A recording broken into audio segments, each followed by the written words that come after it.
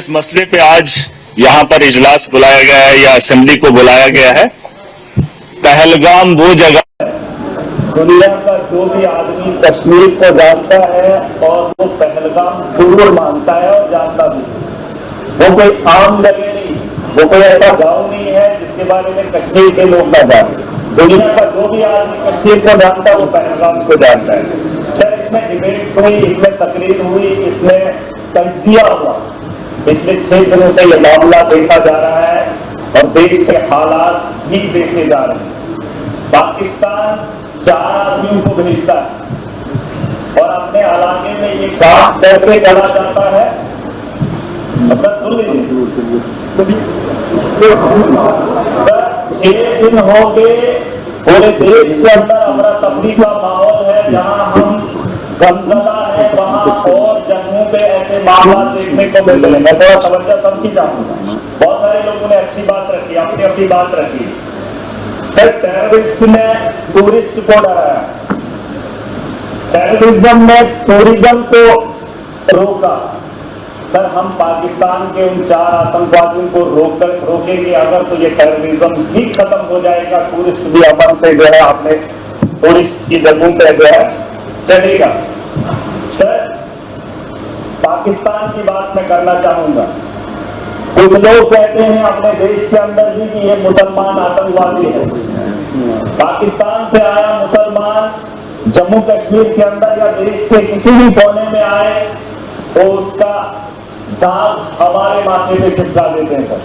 लेकिन पाकिस्तान के अंदर वही आतंकवादी जब आतंक मचाता है तो उसे पाकिस्तान के लोग खवारिज कहते हैं।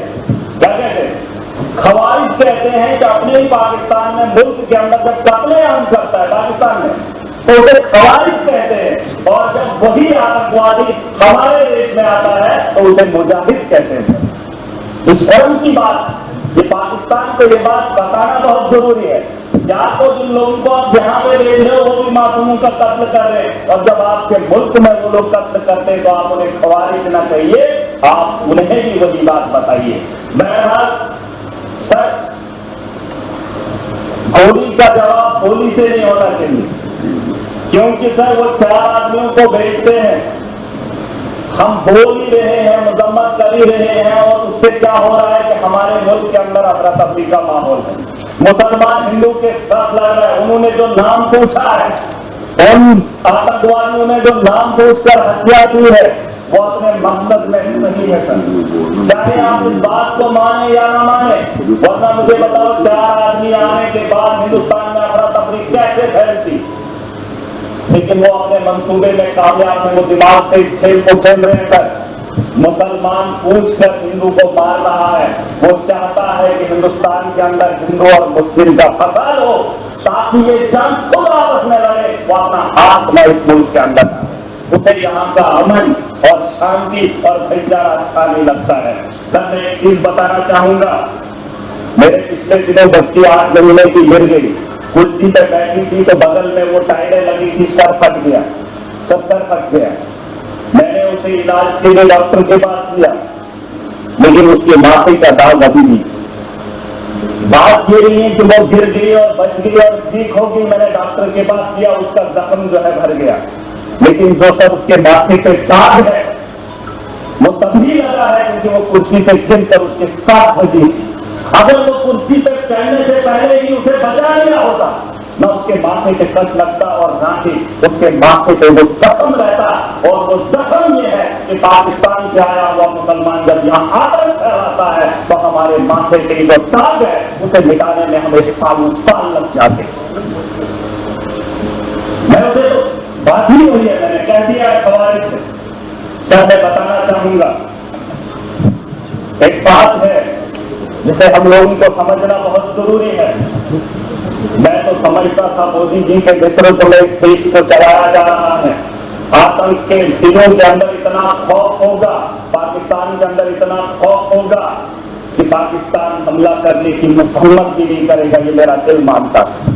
क्योंकि तबादले वैसी होती थी, जलसे वैसे होते थे।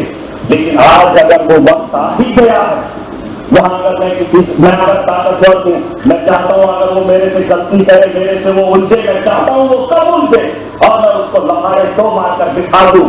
सभी मेरा मानना है, अगर मैं ताकत में हूँ, मैं चाहता हूँ अगला मेरे पे वार करे और मैं उसे ताकत से मार दूं। आज ये सब पूरी बात सुन, अभी तक घंटी किसी की नहीं बजी, किसी की नहीं बजी। अगर मेरे लिए बजा है मुझे बताओ, मैं गलत बोल रहा हूँ, मैं सही बोल रहा हूँ। मैं कह रहा हूँ सर, आज आप यहाँ इजलास बुलाएंगे, बुला लो, मैं भी चला जाऊंगा। मैं आज इसलिए आया हूँ, मैं इस जम्मू कश्मीर का नागरिक भी और जिम्मेदार भी और मेरे नौजवान बच्चे उमर साहब ने एक टीम बनाई, अलग अलग स्टेट्स के अंदर गए, लेकिन मजबूरी क्या हुई कि मुसलमान को देखकर पीटा जा रहा। मैं इसलिए यहाँ पर आया हूँ, मैं मुंबई नहीं गया, मैं महाराष्ट्र नहीं गया, मैं गुजरात नहीं गया, हमने उन बच्चों को देखने के लिए जो जहाँ से हमारे भाई पढ़ने के लिए जा रहे हैं। लेकिन मैं उमर साहब का फिर भी शुक्रिया अदा करना चाहूंगा। लेकिन एक बात बताने आया हूं, मैं चाहता हूं सर, मैं चाहता हूं जो बात मैं बोल रहा हूं कि उकसाया जा रहा है। पाकिस्तान बड़े आदमी को, ताकतवर को कभी कमजोर नहीं उकसाता। अगर उकसाने की गलती पाकिस्तान ने की, मैं खुलकर बोलूंगा सर, अगर की और ये पहली बार नहीं हुआ। जम्मू कश्मीर को मोहरा मत बनाइए, मिलकर आज पूरा जम्मू कश्मीर पूरा देश रखा है।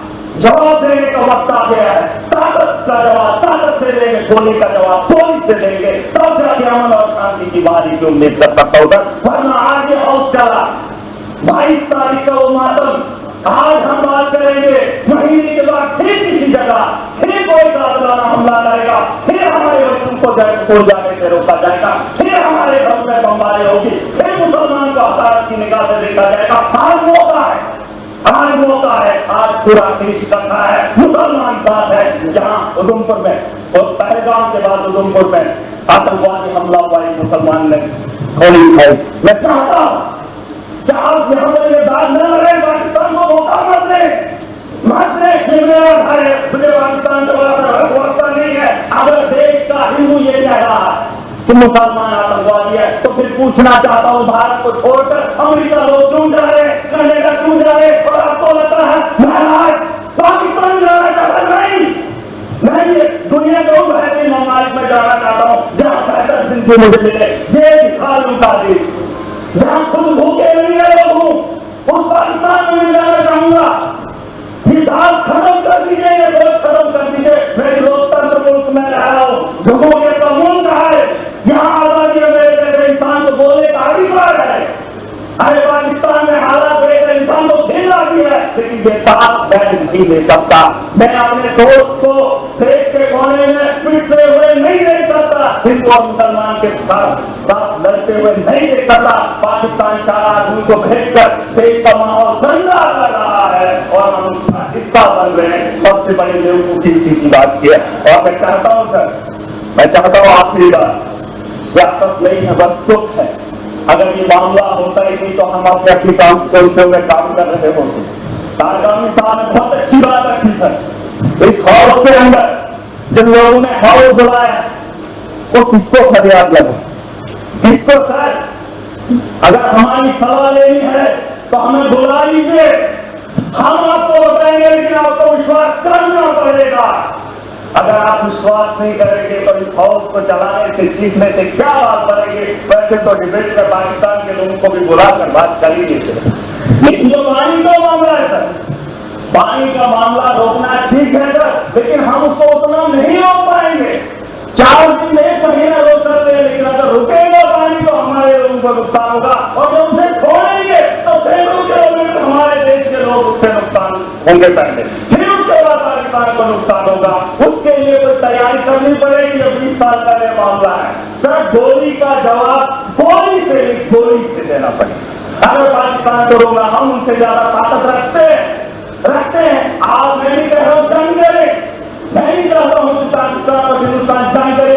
मैं चाहता हूं कि हमला करें, हम उन पर अटैक करें, जंग नहीं अटैक करें। अगर हम अटैक नहीं करेंगे वो रोज 6 महीने, 1 महीने, 5 महीने, 10 महीने के बाद, सर परेशानी ये है कि मैं ऐसे मुल्क में रह रहा हूँ जहाँ मैं परेशान हो रहा हूँ। कोई भी परेशानी नहीं चाहता हो, मैं माजरत खा हूँ। सर एक बार मेरे यहाँ अगर कोई मर जाए गांव के अंदर तो मुझे वहां जाना है, तो ताजियत में मैंने अपने घर नहीं जाना है, मैंने पूछना चाहता हूं सर, अगर बैरून ममालिक का ये दौरा रद्द होता है तो फिर बिहार जाना जरूरी नहीं था, पहलगाम आना जरूरी था, उन लोगों से खत बांटना जरूरी था। सर ये मेरा एक दर्द है, दुख है, तो मैं बयान कर रहा हूं। Thank you.